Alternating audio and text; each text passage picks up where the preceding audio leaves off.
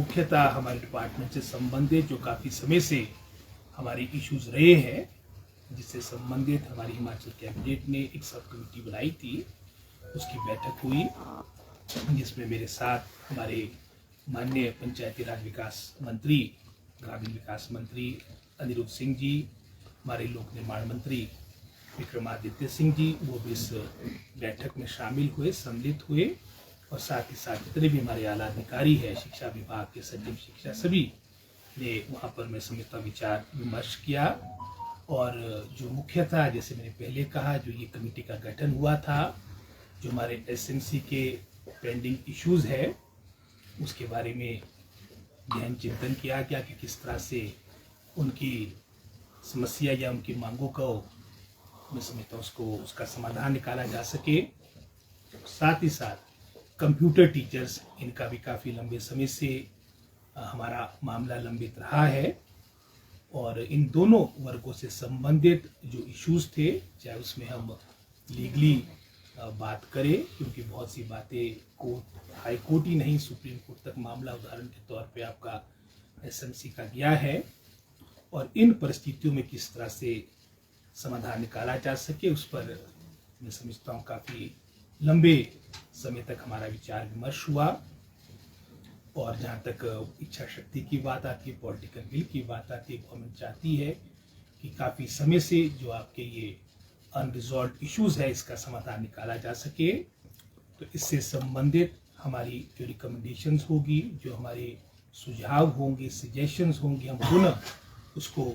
Cabinet में प्रस्तुत करेंगे, और इसमें किस तरह से हम इस वर्ग को, चाहे एसएमसी टीचर्स की बात है, क्योंकि वर्षों से लगभग 2010 के उपरांत हमारे विशेषकर जो दुर्गम क्षेत्र ये अपनी सेवाएं दे रही है, और ये भी एक फैक्ट ऑफ द मैटर है कि इनका जो आपका, मैं समझता हूँ, ऑनरेरियम मिलता है, वो भी काफ़ी कम है अगर आप कंपेयर करें जो हमारे रेगुलर एम्प्लॉयज़ है, कॉन्ट्रेक्चुअल एम्प्लॉयज़ है। और साथ ही साथ किस तरह से इनके लिए एक स्थायी नीति हो, ये सारी बातें मैं समझता हूँ उस पर चर्चा होकर, चाहे वो कंप्यूटर टीचर्स की बात है, ये सारी बातें हम शीघ्र कैबिनेट में ले जाएंगे, और कैबिनेट के द्वारा ही अंतिम रूप से जो हमारे सुझाव है, क्योंकि हमने उसमें 3-4 विकल्प रखे हैं,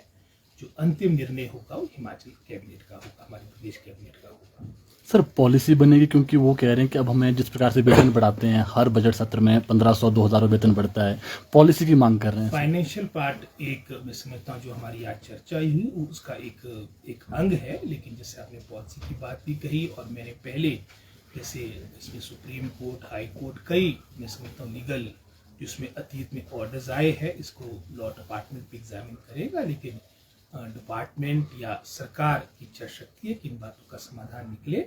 लेकिन इसमें जहां हमारे प्रथम चरण पे हमारी सब कमेटी की बैठक हो चुकी है, इसके उपरांत एक हमारा ये भी मैं समझता हूँ सुझाव रहेगा कि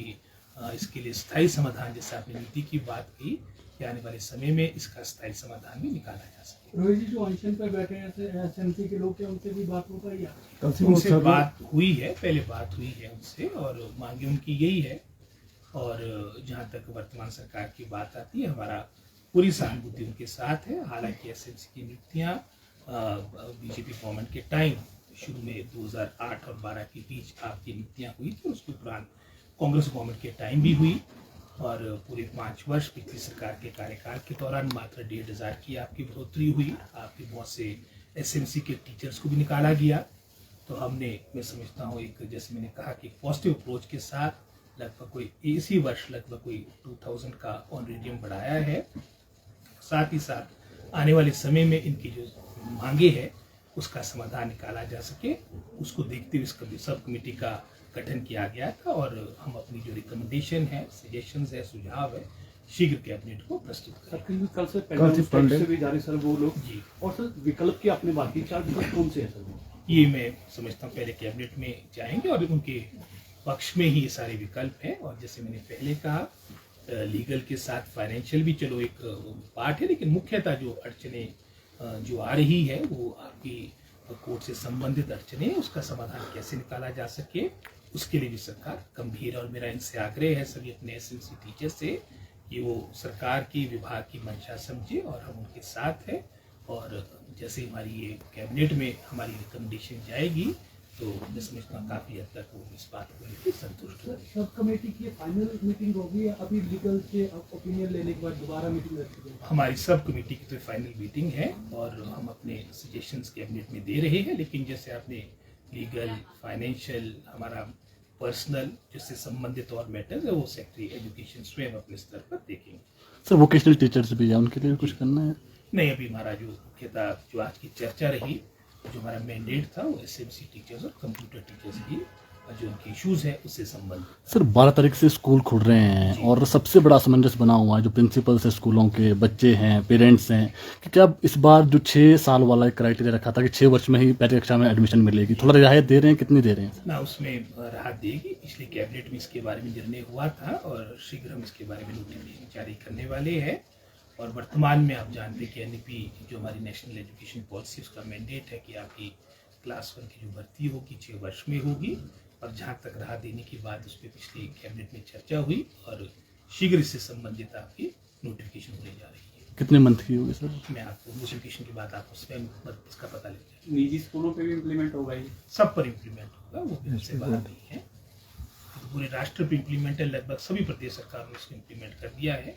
और सभी मैं समझता हूँ जैसे एजुकेशन बोर्ड या सीबीएसई सब ने अडॉप्ट कर दिया है। और हालांकि एनईपी को फॉलो करने वाला हिमाचल सबसे पायनियर स्टेट था, लेकिन कई बातों को लेकर हम पीछे रहे हैं, तो आने वाले समय में और पीछे ना रहे तभी वर्तमान सरकार ने ये पहल की। रिलैक्सेशन का बोल रहा हूँ, मतलब रिलैक्सेशन उनको भी इम्प्लीमेंट करेंगे? क्यों नहीं करेंगे, वो भी करेंगे, वो हमसे बाहर नहीं है। पूरी प्रदेश का सरकार, चाहे हमारे मैं समझता हूँ निजी स्कूल है, चाहे हमारे गवर्नमेंट स्कूल है, सबके लिए लागू है। सर इंग्लिश मीडियम में पढ़ाई भी शुरू कर रहे हैं पहली बार, कितने स्कूलों में शुरू कर रहे हैं पहले चरण में? लगभग सभी प्राइमरी स्कूल में क्लास 2 में आती है ये इंग्लिश में आपका विशेषकर जैसे मैथ्स की बात आती है वो प्रारंभ कर रहे हैं। सर हिमाचल प्रदेश में अनएम्प्लॉयमेंट रेट में भी एक बड़ी बढ़ोतरी हुई है, तो सरकार भर्तियों के ऊपर सोच रही है सर?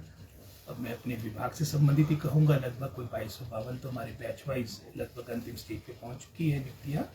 टीजीटी हमारी लगभग कोई 800 के आसपास इसी का जो पार्ट है उसकी तो हम शीघ्र मैं समझता हूँ लिस्ट जारी करने वाले हैं। और जेबीटी जिसकी संख्या लगभग कोई 1200 के आसपास है जो इसके माध्यम से हमारी आपकी नियुक्तियाँ हुई है, उसमें एक कंडीशन है कि हमको हाईकोर्ट की परमिशन लेनी पड़ेगी, हालांकि उसकी काउंसलिंग भी आपकी हो चुकी है। शास्त्री की हमारी, क्योंकि उसमें आप जानते हो बीएड नॉन बीएड का एक इशू था, वो आपकी काउंसलिंग 10 तारीख तक कंप्लीट हो जाएगी और शीघ्र उसके उपरांत हम शास्त्री और जेबीटी से संबंधित मामले को कोर्ट में ले जाएंगे ताकि हमारे को वहाँ से भी मैं समझता हूँ मोड मिल जाए, क्योंकि हाईकोर्ट ने कहा है कि काउंसलिंग के बाद एक दफ़ा हमारे को परमिशन हाईकोर्ट की लेनी पड़ेगी और टीजीटी में कोई इस तरह का वादे नहीं किया गया है, वो तो शीघ्र निकालने वाले हैं। और इसके अलावा भी जैसे मैंने कहा हमारी 585 पोस्टें पीजीटी की हमारा पूरा प्रयास है और टाइम टू टाइम हम टेकअप भी करें मिशन के साथ। 585 पोस्टें हमारी पीजीटी की मिशन के द्वारा आपकी 31 मार्च से पहले कंप्लीट की गई, जो आश्वासन भारत कमीशन ने दिया है। और इसके अलावा भी जो हमारी 2800 पोस्टें थी जिसकी स्वीकृति हमारे को इकट्ठी कैबिनेट में दी थी, लगभग कोई आपकी 2252 तो बैच वाइज थी। उसके अलावा जो आपकी चयन आयोग के माध्यम से आपकी फिलअप हुई थी वो भी हमने चयन आयोग के गठन में समय लग रहा है, उससे संबंधित भी शिक्षा विभाग ने कमीशन से मामला टेकअप कर दिया, लिखित में दे दिया है कि वो ही अपने स्तर पर मैं समझता हूँ हमारी जो अदर कैटेगरीज की है, जैसे चाहे टीजीटी है चाहे आपकी जेबीटी की जो आपकी डायरेक्ट रिक्रूटमेंट की पोस्टें हैं, वो अपने समझता हूँ अपने जो प्रक्रिया होती है आपके रिटर्न होते हैं उसके माध्यम से डायरेक्ट रिक्रूटमेंट की आपकी प्रक्रिया कमीशन करें। इसके बारे में कमीशन के स्तर पर भी निर्णय होना है। हमने लिखित रूप में अपनी रिक्वेजिशन कमीशन को भेज दी है। सर गेस्ट टीचर रखने थे, हालांकि मुख्यमंत्री ने कहा था कि फिलहाल रोक है, तो क्या कोई डिस्कशन हुई आपके साथ? उन्होंने कहा पिछली जिस मीटिंग में इसके संबंधित निर्णय हुआ था मैं तो स्वयं उस मीटिंग में नहीं था और माननीय मुख्यमंत्री ने काफ़ी स्पष्ट रूप में इसके बारे में कह दिया, ये मामला फिलहाल सब बंद पड़ा है। लोकसभा चुनाव आ रहे हैं, भाजपा दावा कर रही है कि एनडीए 400+ और हिमाचल की 4 सीटों पर जीत करेंगे। उनके दावे आपने उपचुनाव के दौरान भी देख लिए, दावे बड़े बड़े करते हैं। उसके विपरीत चारों सीटें कांग्रेस ने जीती, फिर सरकार को रिपीट करने की बात थी और उसमें भी हर तरह के साम दाम दंड भेद जो एक चुनाव धन बल और जनबल के बीच था, वहाँ पर भी कांग्रेस पार्टी को अच्छे बहुमत के साथ हिमाचल की जनता जनार्दन ने अपना आशीर्वाद दिया है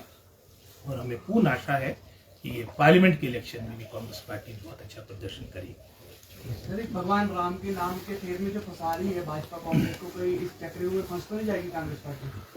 मैं समझता हूँ पूरा हिमाचल प्रदेश तो वैसे ही देवभूमि है और हिमाचल का मतदाता हर बात को देखते हुए हमारे विशेषकर जो विकास के दृष्टिकोण से हिमाचल प्रदेश में जो उत्थान हुआ है, जो प्रगति हुई है, उसको देखकर अपना आशीर्वाद देगा। और जहाँ तक हमारी, मैं समझता हूँ, एक आस्था की बात है, प्रभु राम पूरे हिमाचल प्रदेश ही नहीं पूरे भारतवर्ष के लिए कराते देव और हमेशा रहेंगे और वो रांटी से ऊपर उठ करें। Done sir.